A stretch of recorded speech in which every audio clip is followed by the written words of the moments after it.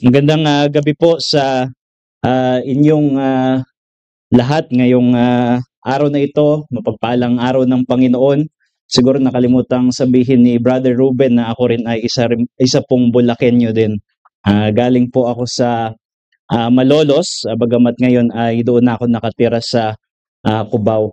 Dala ko po yung pagbati, hindi lamang yung pagbati ko but also the greetings of our church in CRBC at yung mga nakarating na po dito na nakilala nyo ng pastor sa amin, si Pastor Mon at si Pastor Ismael Montejo. Pagbati po mula sa kanila. Naalala ko na few years ago, kagaya ng sinabi ni Brother Ruben, medyo matagal na rin kami na magkakilala. I treat him as a personal friend. And I remember a few years ago, sinabi niya yung kanyang vision to start a mission work dito sa Pilipinas. At isa pong pagpapala sa akin na finally to see that God has blessed this desire at merong gawain dito ngayon. At alam ko po na nag-aabang kayo at excited to be covenanted together as a church. And I think yan yung mga reflections ninyo sa mga pangangaral, mga pagtuturo. And I hope that I would contribute to that sa gabing ito. I will be preaching about church discipline. So inaanyayahan ko kayo sa pagbasa ng salita ng Panginoon kung saan natin hahanguin ang mensahe ngayong gabi. Sa unang Korinto, Kabanata 5, talata 1 hanggang 13. 1 Corinthians 5 verses 1 to 13. Verse 1 to 13. Nakarating nga sa akin ang balitang mayroong kabilang sa inyo na gumagawa ng imoralidad. Kinakasama niya ang asawa ng kanyang ama. Kahit mga pagano ay hindi gumagawa ng ganyang kahalayan. At nakukuha pa ninyong magmalaki. Dapat sana'y mahiya kayo at malungkot. At ang taong gumagawa ng ganoon ay dapat ninyong itiwalag. Kahit wala ako riyan sa katawan, nariyan naman ako sa espiritu. Kaya't parang nariyan na rin ako. Ang gumagawa nito, niyan ay hinatulan ko na sa pangalan ng ating Panginoong Hesus. Kapag kayo'y nagtitipon at ang espiritu ko ay nariyan sa kapangyarihan ng ating Panginoong Hesus, ibigay ninyo kay Satanas ang taong iyan upang masira man ang kanyang katawan, maliligtas naman ang kanyang espiritu sa araw ng Panginoon. Hindi kayo dapat magmalaki. Hindi ba ninyo alam ang kasabihang napapaalsa ng kaunting pampaalsa ang buong masa? Alisin ninyo ang lumang pampaalsa, ang kasalanan, upang kayo'y maging malinis. Sa gayon, matutulad kayo sa isang bagong masa na walang pampaalsa, at talaga namang ganyan kayo, sapagkat naihandog na ang ating korderong pampaskwa na walang iba kundi si Kristo. Kaya't ipagdiwang natin ang Paskwa hindi sa pamamagitan ng tinapay na may lumang pampaalsa na kasamaan at kahalayan, subalit sa pamamagitan ng tinapay na walang pampaalsa, ang tinapay ng kalinisan at katapatan. Sinabi ko sa aking sulat na huwag kayong makikisama sa mga nakikiapid. Hindi ang mga di mananampalatayang nakikiapid, sakim, magnanakaw o sumasamba sa Diyos-Diyosan ang tinutukoy ko, sapagkat kinakailangan ninyong umalis sa mundong ito para sila'y maiwasan. Ang tinutukoy ko na huwag ninyong pakisamahan ay mga nagsasabing sila'y Kristiyano, ngunit nakikiapid, sakim, sumasamba sa Diyos-Diyosan, nanlalait, naglalasing at nagnanakaw. Ni huwag kayong makisalo sa ganyang uri ng tao. Wala akong karapatang humatol sa mga hindi Kristiyano. Ang Diyos ang hahatol sa kanila, ngunit hindi ba't dapat ninyong hatulan ng mga nasa loob ng iglesia? Sabi nga sa kasulatan, itiwalag ninyo ang masamang tao. So ito po ang salita ng Diyos. Now, I realize that this is a difficult passage pero naniniwala ako na may mga pagbubulay-bulay dito na necessary, especially for a community that is going to be covenanted to become a church. This is one of the mandates na ibinigay sa atin ng Panginoong Hesus bilang isang iglesia. Sa sulat ni Apostol Pablo sa mga taga-Korinto, ito actually yung ikalawang issue na kanyang tinatalakay. Merong natanggap siyang paunang sulat mula sa isang grupo ng mga mananampalataya sa loob ng iglesia sa Korinto, at they were asking him about certain concerns and issues inside the church. At itong sulat na ito sa mga taga-Korinto, yung una ay kanyang tugon para tulungan sila at gabayan sila bilang apostol kung paano nila tutugunan yung mga problema na kanilang kinakaharap bilang isang iglesia. At sa pagpapala ng Panginoon by the inspiration of the Spirit, ito ay gabay din sa atin ngayon bilang isang iglesia o magiging iglesia. Yung unang issue na tinalakay ni Apostol Pablo ay tungkol sa pagkakabahabahagi.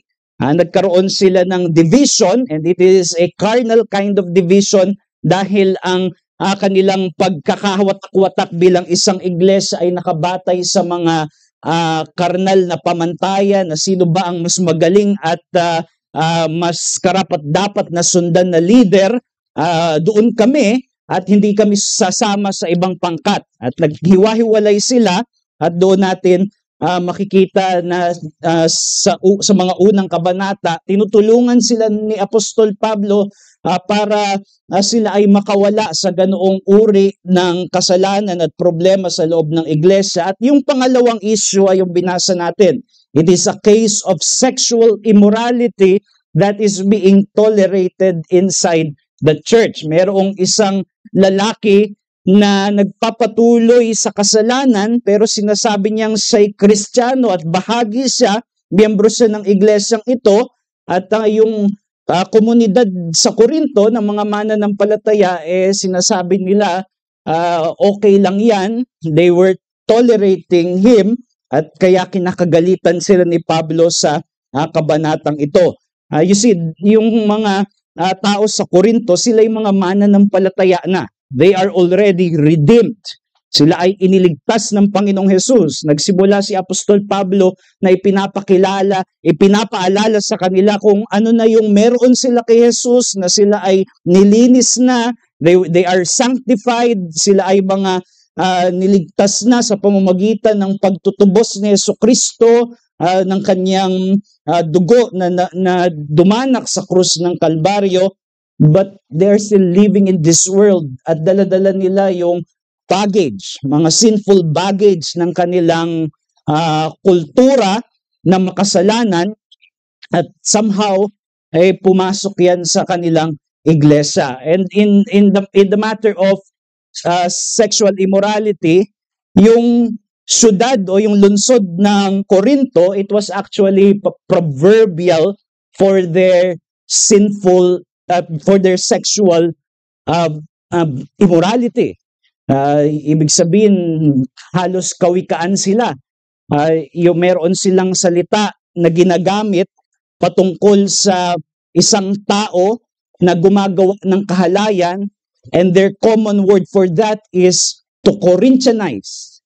Ibig sabihin, kapag nangungurinto sila, alam na nilang ibig sabihin nun. Ibig sabihin nun, they were acting in a way that is sexually immoral. So ibig sabihin, tanyag sila sa sexual immorality, itong lungsod na ito, and somehow it entered into the church because this was the culture from which they were saved. Pero not only that, dito dinidescribe ni Apostol Pablo yung case ng sexual immorality na pumasok sa iglesia sa Korinto as something that is not tolerated even by pagans. Kahit yung mga hindi mananampalataya, sabi dito ni Apostol Pablo, hindi ganoon kumilos. Ano ba yung ginawa ng lalaki? Sabi diyan sa binasa natin, inasawa niya yung asawa ng kanyang tatay. In other words, stepmother. Ginawa niyang nakikiapid siya sa isang babae na hindi niya asawa, at hindi lang hindi niya asawa, asawa pa ng kanyang tatay. And kahit yung pagan philosopher during that time na si Cicero, he expressed disgust sa ganoong uri ng kahalayan, at sinabi niya na that is unbelievable, and these were pagans and they think that this thing is unbelievable. Pero sa loob ng iglesia, this was being tolerated. Kaya yung kasalanan ng lalaki ay hindi lang sa kanya, kung hindi inililipat sa buong iglesia, the guilt is now on the hands of the whole church, dahil sila ay kumukonsinti doon sa lalaki.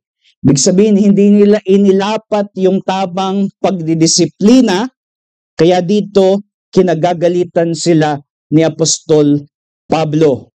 And here in this passage, kagaya ng binasa natin, si Apostol Pablo, kanyang tinatawag yung kabuuang iglesia na sa kanilang pagtitipon muli, kailangan na nilang aksyonan ito.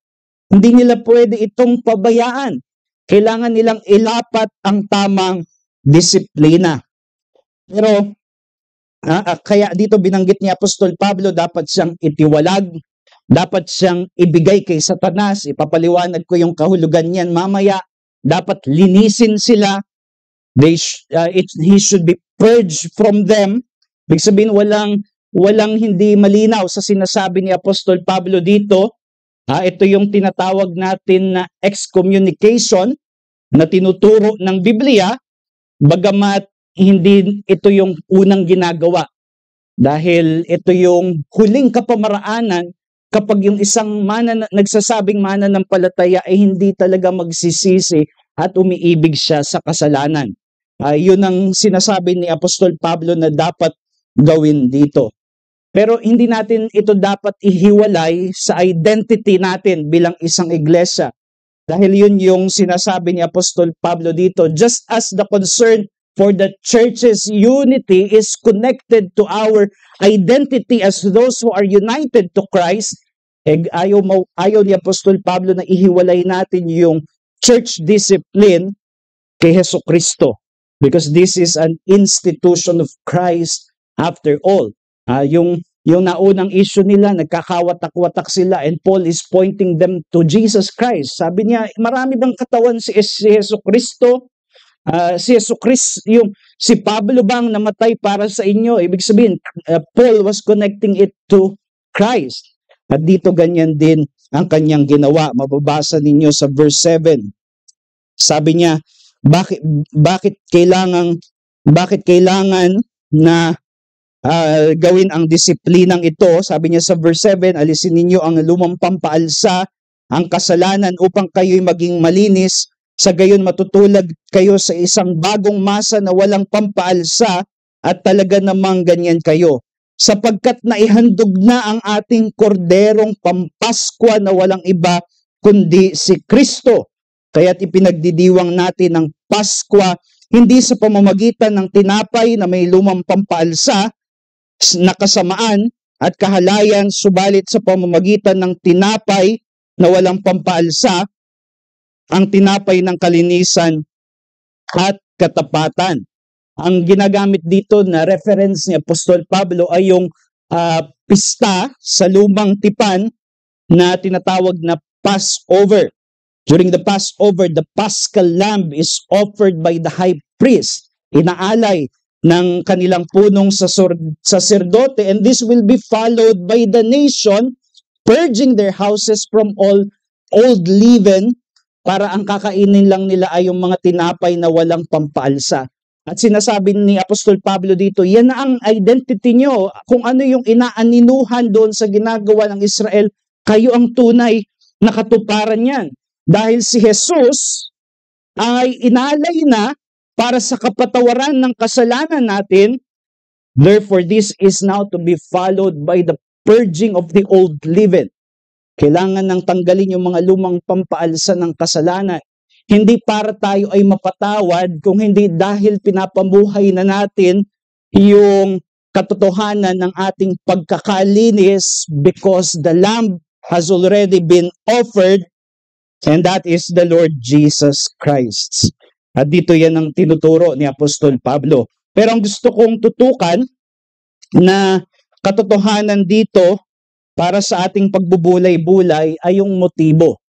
Ano bang motibo natin kapag tayo ay naglalapat ng disiplina? And my proposal, I believe that the passage is teaching it, the motive of church discipline is Christian love. Ang motibo natin kapag tayo ay naglalapat ng disiplina, corrective discipline specifically, ay Kristiyanong pag-ibig. Mahalaga yan na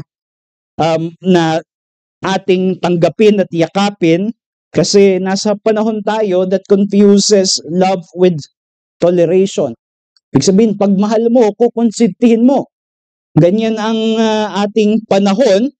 That is why it is getting harder even for churches to stand on the truth of church discipline. Pero kailangan nating matutunan at mapaalalahanan sa sinabi ni Apostol Pablo sa mga susunod na kabanata dito sa unang Korinto, and that great passage of love, that love does not delight in wrongdoing but rejoices with the truth. Therefore, the most loving way to deal with an unrepentant offender in the church is to employ disciplinary actions and even excommunication when and if already necessary. Bakit? Tatlo po kasi ang maaring i-accomplish niyan. That is why this is motivated by Christian love. Una, para ito sa ikabubuti nung nagpapatuloy sa kasalanan. Pangalawa, para ito sa ikabubuti ng kabuuang iglesia. At pangatlo, para ito sa ikabubuti ng sanlibutang nakakasaksi. So tatlo ang iniibig natin when we are employing corrective discipline. We are loving the unrepentant sinner. We are loving the church and we are loving the world. That is the world of sinners, just as we lost sinners just as we once were. So yung una, it is for the good of the offender. Yan yung sinabi ni Apostol Pablo dito sa talata, sa 5. Sabi niya, ang dapat gawin sa lalaking ito, ibigay ninyo kay Satanas ang taong iyan, upang masira man ang kanyang katawan, maliligtas naman ang kanyang espiritu sa araw ng Panginoon. Ibig sabihin, the ultimate goal of church discipline, even excommunication at that, is so that this man would be restored. Maipanumbalik siya na sana gamitin ng Panginoon yung inilapat na disiplina sa kanya para siya ay magsisi at manumbalik sa Panginoon. Ano ba ibig sabihin ng ibigay kay Satanas? Hindi naman yun literal na parang may seremonya tapos ibinibigay na talaga siya kay Satanas in some kind of demonic or satanic way. Ang ibig sabihin lang yan, inaalis na siya doon sa spiritual nurture and protection of the church. Yung mga kapamaraanan ng biyaya, kagaya ng mga yung regular na paalala ng Lord's Supper, yung confirmation and fellowship na ina-extend sa kanya ng church, lahat ng ito ay iaalis sa kanya para siya ay magising na seryoso yung kasalanang kanyang ginagawa, not to shame him only, but so that he would be awakened dun sa reality ng kanyang kasalanan in the hope that he would return. He would repent and come back to God. So, ang motibo ay hindi pagkawasak. Ang motibo ay hindi paghihiganti, kung hindi yung pag-asa na sana ay kasangkapanin ng disiplina para sa ikabubuti ng kaluluwa ng taong ito. So discipline is aimed towards the spiritual good of the offender. Siguro yung maganda na maunawaan natin kapag merong isang tao, kahit lalo na kung nag-aangking Kristiyano o marahil ay Kristiyano talaga tapos nagpapatuloy sa kasalanan, ang nangyayari sa kanya ay kinalyuhan niya na yung kanyang konsensya. Because that person knows that the thing that he is doing is wrong and sinful, pero naglagay na siya ng masasabi nating kalyo para hindi na siya maapektuhan, so that he would become insensitive to the conviction of the Holy Spirit. Merong desensitization na nangyayari, nadidesensitize, walang pakiramdam. Ganyan ang nangyayari sa isang taong nagpapatuloy sa trajectory ng kasalanan at ayaw magsisi. And what church discipline does is to seek to awaken, gisingin muli, para makita ng isang tao na yung kanyang daan na tinatahak ay papunta sa pagkawasak at kapahamakan. Dahil hindi niya na ito nakikita kung siya ay nakakatanggap pa rin ng mga normal na pakikisama ng mga mananampalataya at confirmation sa kanya. And therefore what church discipline does is to awaken the unrepentant offender, awaken his senses of the threats of sins that are not repented of. Kagaya nung prodigal son, di ba? Yung prodigal son doon sa talinhaga ng Panginoong Jesus, na siya ay napalayo sa kanyang ama at winaldas niya yung kanyang yaman sa kahit anong kapamaraanan na gusto niya, at doon siya nagising when he was already suffering, malnourished, away from his father's care. Doon siya nagising na he was in a miserable state, kaya kailangan niyang bumalik sa ama kung saan nandoon yung tunay niyang kapanatagan. Ganyan ang gusto nating mangyari sa church discipline. Hindi yun parang retribution. Yan, makasalanan ka kasi. Gagantihan ka namin. Di ka na namin love. Di ka na namin bati. Alis ka na dito. Hindi ganon. It is for that person's good. So we strip him away of the privileges of being a member of the church, so that his senses would awaken at makita niya yung kapahamakan, yung daan ng kapahamakan na kanyang tinatahak. It is actually when the church loses sight of the perils of sin, kapag hindi na natin nakikita na yung kasalanan ay nagdadala sa kapahamakan, dyan tayo nagiging malambot sa isang tao na ayaw magsisi. Iniisip natin na pwede naman nating konsintihin. Yun ang pag-ibig. Pag kinonsinti natin, pag binaliwala natin, pag nagtakip mata na lang tayo, o kaya minsan sabihin pa natin, okay lang yan. But it is anything but love when we confirm a person in the sins that threaten his very soul. Kung yung kasalanan na kanyang pinanghahawakan ay magdadala sa kanya sa kapahamakan at sinasabi natin okay lang yan, that is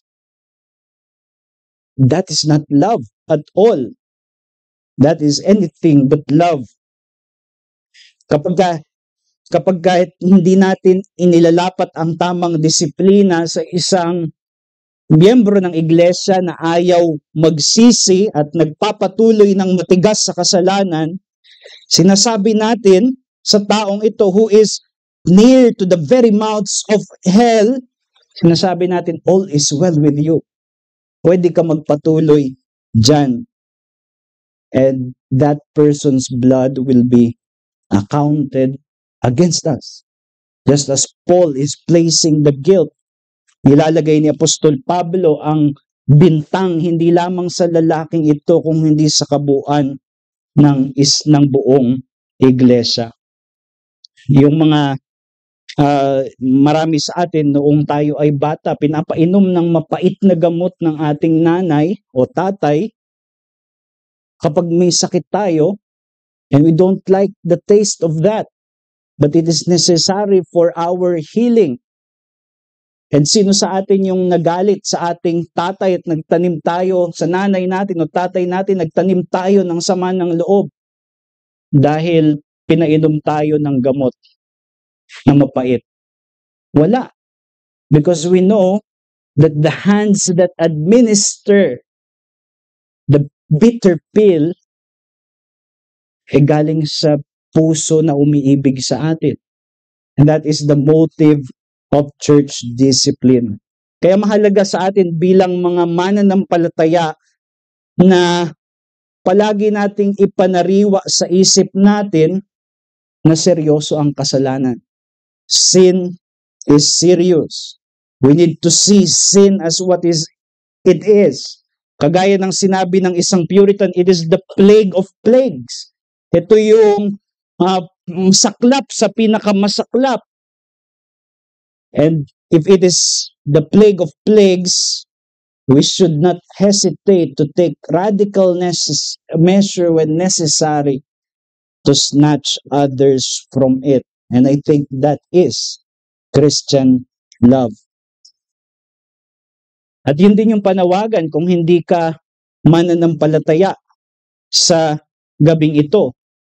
Kailangan na kilalanin mo rin yung katotohanan na ang kasalanan ay seryoso. That it is not inconsequential. That it is not trivial. Hindi minamaliit ang kasalanan. Ang Diyos ay taliwas sa kasalanan. He is set against it. And in fact, even the cross demonstrates this reality. Na para mapatawad ang kasalanan, hindi pwedeng itago lang ng Diyos ito sa ilalim ng carpet, as the saying goes. Kung hindi kailangang isugo ang kanyang bugtong na anak, mamatay sa krus ng Kalbaryo upang dalahin ang kasalanan ng mga patatawaring sasampalataya kay Jesus. And therefore, you need to see sin as serious. But you also need to see what great salvation has been accomplished by the Lord Jesus Christ. Namatay sa krus ng Kalbaryo para sa ikapagpapatawad ng kasalanan.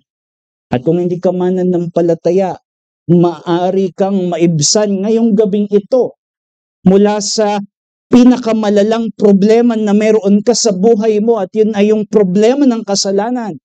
The plague of plagues.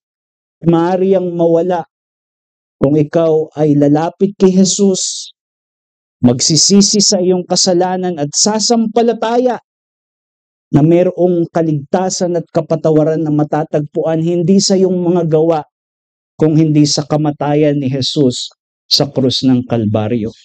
At sana matagpuan mo yan sa paglapit sa Kanya. So yun yung una. This is for the good of the offender. Pangalawa, para ito sa ikabubuti ng kabuang iglesia. Yan kasi yung ginamit na ilustrasyon ni Apostol Pablo sa verse 6. Sinabi diyan, hindi kayo dapat magmalaki. Ibig sabihin, nagmamalaki pa sila. Sinasabi nila, look how loving we are and how tolerant we are, na kahit na itong kapatid na ito, talagang sagad na sa buto yung kanyang kasamaan, okay lang sa amin. Sabi ni Apostol Pablo, hindi nyo yan dapat ipagmalaki. Bakit daw? Sabi niya, hindi ba ninyo alam ang kasabihan na papaalsa ng kaunting pampaalsa ang buong masa? This is the obvious characteristic of a leaven.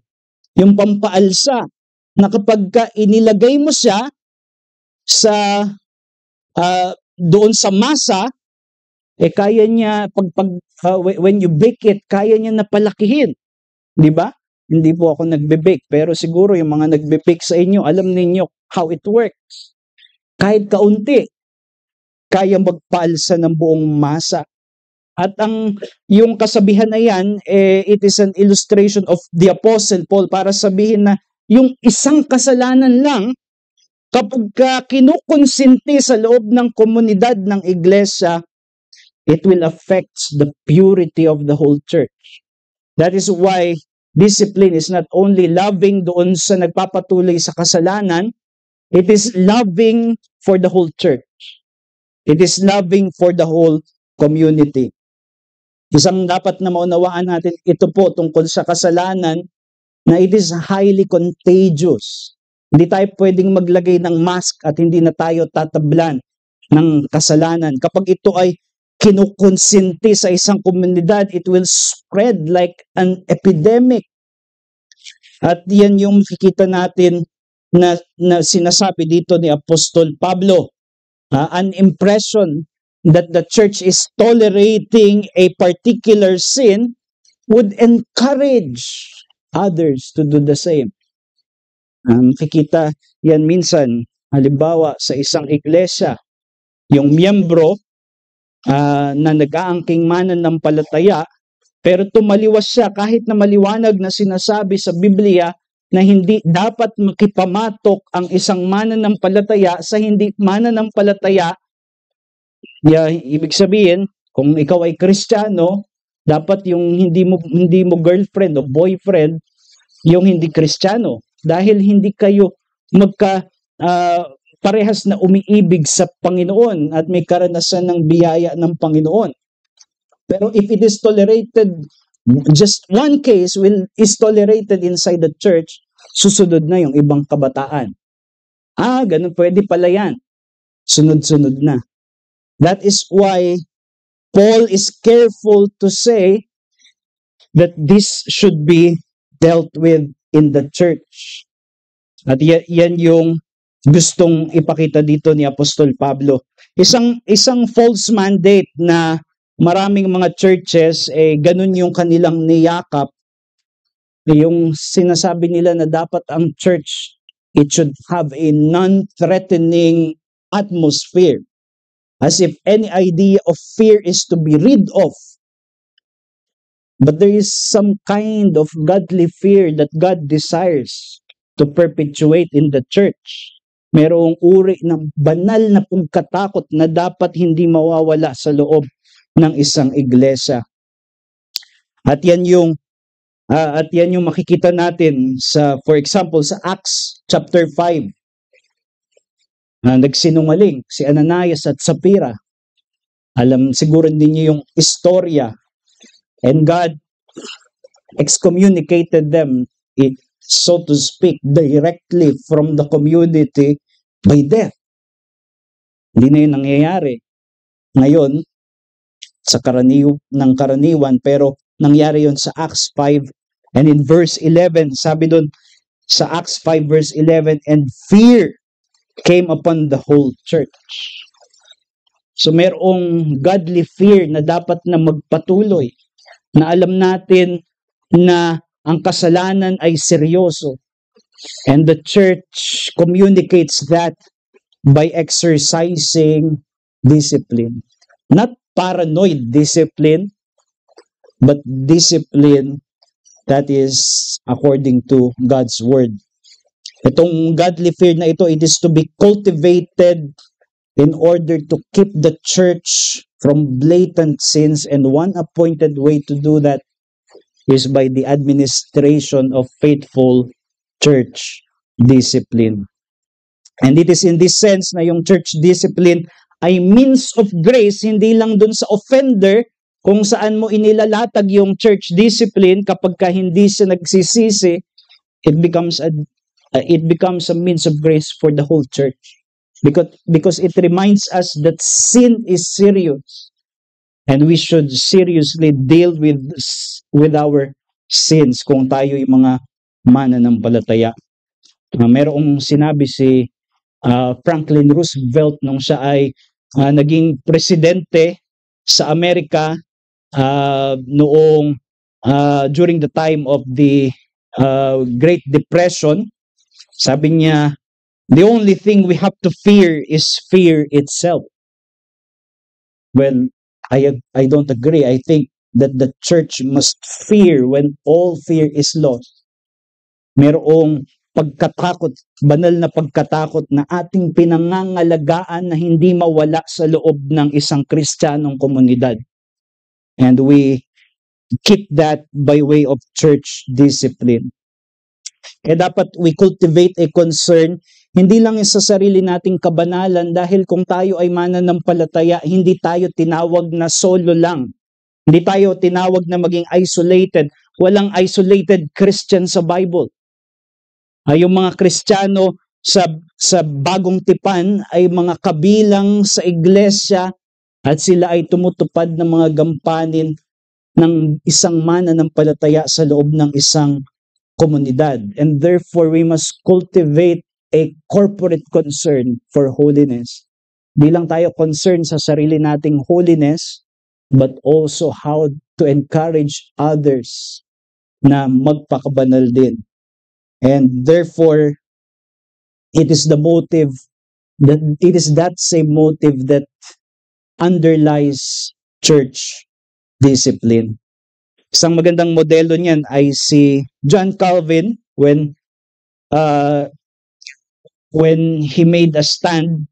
Sabi kasi doong mga magistrate sa Geneva, hayaan mo yung mga libertines na sumali sa Lord's Supper.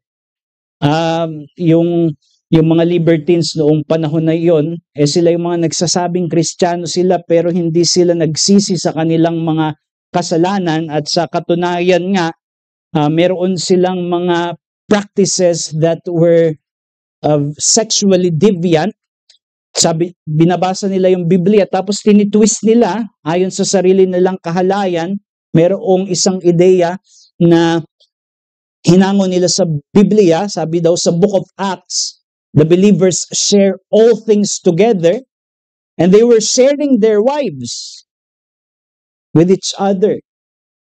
And John Calvin would not have them participate in the Lord's table because that will confirm them in their sins. Kaya noong siya ay noong araw na ng linggo at he was administering the Lord's Supper, and yung mga libertines na ito, they are about to approach the table, sabi niya, putulin niyo na yung kamay ko.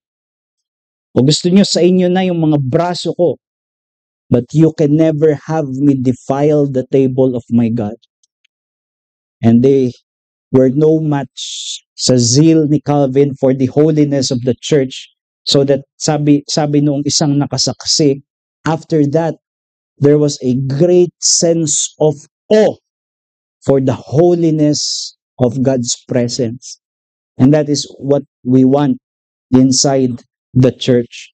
So para ito sa ikabubuti ng mananampalataya, ay nagpapatuloy sa kasalanan, pag tayo ay nagdidisiplina, para ito sa ikabubuti ng kabuuang iglesia, at panghuli, para ito sa ikabubuti ng komunidad sa mundo na wala pa kay Jesus na ating pinagmiministeryohan.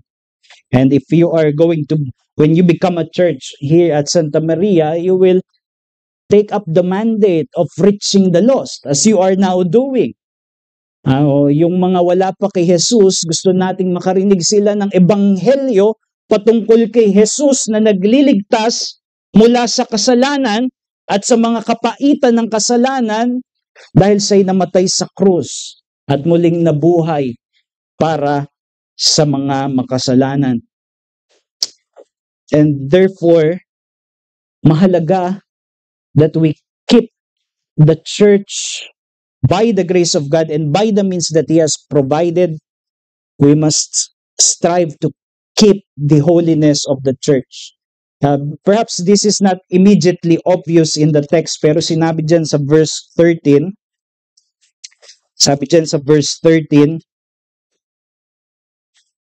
itiwalag ninyo ang masamang tao. Kung yung English yung binabasa nyo, it is actually a stronger word. Purge the evil one from among you. And Paul is actually quoting an Old Testament galing doon sa penal system o yung sistema ng pagpaparusa sa lumang tipan. Ibig sabihin, ang ginagawa dito ni Apostol Pablo ay pinapakita na yung ginagawa sa lumang tipan na pag-purge, yan ay natutupad na sa inyo sa iglesia kapag ka when you exercise church discipline. Pag binigyan mo ng koneksyon yan, yung preservation ng purity sa lumang tipan ng Israel is actually linked to their witness to the Gentile world.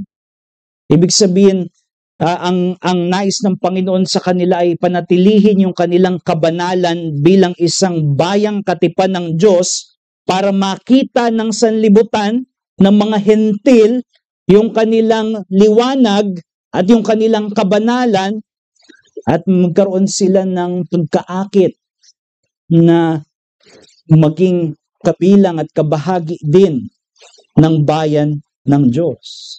And of course, Israel failed at that. But the church has now taken up that mandate. Tayo na ang nagpapatuloy ng mandato na yan. Kaya mahalaga yung church discipline because it establishes the credibility of the church's witness to the unbelieving community. Ibig sabihin yung mga nakakasaksi na inaabot natin at gusto rin natin na sila ay maligtas sa pamamagitan ng ebanghelyo, mas magiging mabisa tayo ng mga saksi sa ebanghelyo kung pinapanatili natin ang kabanalan ng iglesia. At yun ang makikita natin dyan. And therefore, discipline is loving for the world. Because the church is called to adorn the gospel that they proclaim with a testimony of holiness before God and men. Kailangan na pinapakita natin pinapahayag natin yung ebanghelyo at pinapakita natin sa ating patotoo ng kabanalan sa harap ng mga tao, yung katotohanan na ang ebanghelyo ay nagliligtas. And when the church fails to check a sin that even the world condemns, hindi nga tinotolerate ng sanlibutan, tapos sa iglesia tinotolerate, then it becomes, we become ineffective in our witness. Hindi tayo nagiging mabisang saksi para sa ebanghelyo. Ibig sabihin, if we are to lovingly seek the conversion of souls, we must bind our witness with a genuine concern for holiness. So imagine ninyo kung ang mensahe na ating pinapangaral mayroong isang tagapagligtas na nagliligtas mula sa parusa ng kasalanan, pero hindi lang sa parusa, sa kapangyarihan din ng kasalanan. He redeems us from the penalty of sin because He is righteous, He substituted for us, siyang naging kahalili natin para siya ang parusahan imbis na tayo at yung kanyang katuwiran ang ilipat sa atin ng mga mananampalataya. Pero hindi lang doon natapos, He actually redeems us from the power of sin para hindi na kasalanan ang namamayaning prinsipyo ng ating mga buhay. Hindi ibig sabihin na hindi na tayo nagkakasala, but now sin has no longer dominion over us. At yun yung mensahe na pinapangaral natin sa mga tao. We are inviting them to come to Christ so that they too would be redeemed from the penalty but also from the power of sin. And then they look at us. And then they look at our community. And we are just as enslaved with the same sins that they are enslaved with. And how could that testify about the credibility of our message? Sabi nila, yung ebanghelyo nagliligtas sa kasalanan, pero 5 miyembro nila ay chronic adulterers. Hindi magiging credible ang ating witness. That is why church discipline is not only loving for the offender, it is not only loving for the church, it is loving for the world.